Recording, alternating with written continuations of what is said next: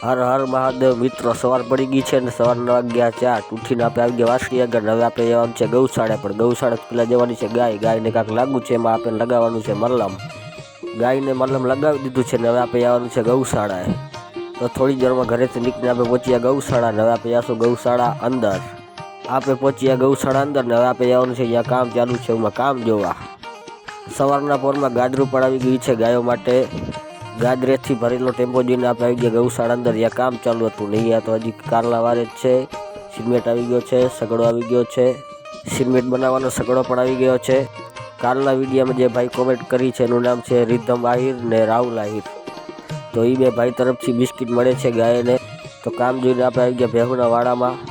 કાલે 2 જ કોમેન્ટ આવી હતી, વધારે કોમેન્ટ કરો તમારા કારણે ગાયું બિસ્કિટ ખાઈ શકે.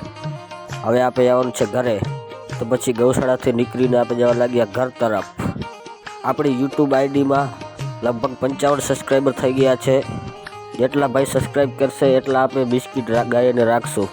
વાતમાં આપણે દેખાય સ્કૂટી તો વચ્ચેથી બટકી ગઈ હતી. સ્કૂટી જોઈને આપણે પહોંચી ગયા શેરીમાં, પણ આજ તા કૂતરું દોડતું હતું. હું તમે એમ કે હૂતું હશે નહીં. ઘરેથી નીકળીને આપણે આવી ગયા બારે આવીને જોયું તો આ કૂતરું ખાડો ખોદતું. ખાડો શેનારું ખોદતું એ તો આપણને ખબર નથી. કેને ખબર કાંઈ પૈસા દાટ્યા હોય અંદર નીચે. કૂતરું જોયું મારા ભાઈબંધ બતાવી દોસ્ત કે દોસ્ત ખાવી હે. પૂછા કરીને એકલો દોસ્ત ખાઈ ગયો. ભાઈબંધે દોસ્ત ના ખવડાવી. હવે આપણે જવાનું છે જૂના ગામમાં. આજે હતી જૂના ગામમાં પાર્ટી. તો પછી આપણે નીકળી ગયા પાર્ટીમાં જવા. આપણે પહોંચ્યા જૂના ગામમાં. જૂના ગામમાં આવીને કરી દીધા ભાઈને રામ રામ. જો આ ત્રણે એક રાઉન્ડ લઈ બેઠા ને હજી બીજી વાર રાઉન્ડ લેવા જશે ખાવાનો. કેને ખબર પેટ હે કે દરિયો.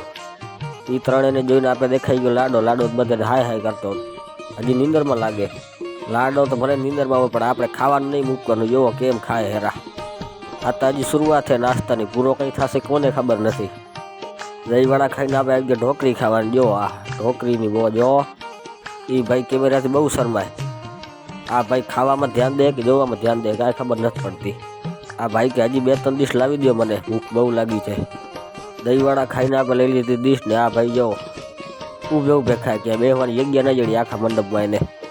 આજ તો ખાવામાં આઈટમ એવી હતી હો. પૂરી શાક, દાળ ભાત, શીરો ને પાપડ ખાઈને બધા ધરાઈ રહ્યા.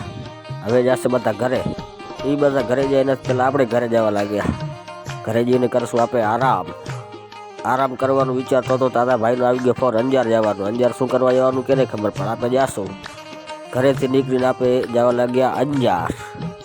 અંજાર જઈને શું કરવાનું, ક્યાં જવાનું કાંઈ ખબર નથી, પણ તોય આપણે હલ્યા અહીં શું કરવાનું નથી જોયું જાય આગળ. ભાઈ તો લઈ આવ્યા સીધા હીરોના શોરૂમ. એને ગાડી લીધી છે ને ભાઈ યાદ નવી, એટલે ડિલિવરી લેવા આવ્યા ગાડીની. પણ આપણાથી મોરતા આ શોરૂમવાળા ભાઈ ડ્રાઈવર થઈ ગયા. તો એ ભાઈને નીચે ઉતારીને લઈ લીધી ગાડીની ડિલિવરી. ગાડી લીધી એ પેડા તો ખપશે ને. હવે આપણે પેડા લેવા. તો શોરૂમેથી નીકળીને થોડી વારમાં પહોંચી ગયા ક્રિષ્ના સ્વીટમાં. અહીંયા તો સ્વીટની અઢળક આઈટમ હતી. જુઓ તમે ખપે મળી જાય. શેકેલા પેડા, માવાના પેડા, XYZ તમે જે માગો એ મળી જાય. આપણે 2 કિલો લઈ લીધા છે. પેડા લઈને આપણે જવા લાગ્યા ઘરે. મને એક સાથે દેખાયા 2 હીરો. એક આ હેલ્મેટ હીરો ને જેને હેલ્મેટ પહેર્યું છે એ પણ હીરો. તો ભલે મિત્રો આજનો બ્લોગ અહીંયા જ પૂરો. નવા વિડીયો માટે લાઈક કરો, શેર કરો, સબસ્ક્રાઈબ કરો, તમારા ભાઈને સપોર્ટ કરો. જય ગૌ માતા, જય ગોપાલ, જય શ્રી રામ. ને હા, ગાયો માટે કોમેન્ટ કરવાનું ભૂલતા નહીં.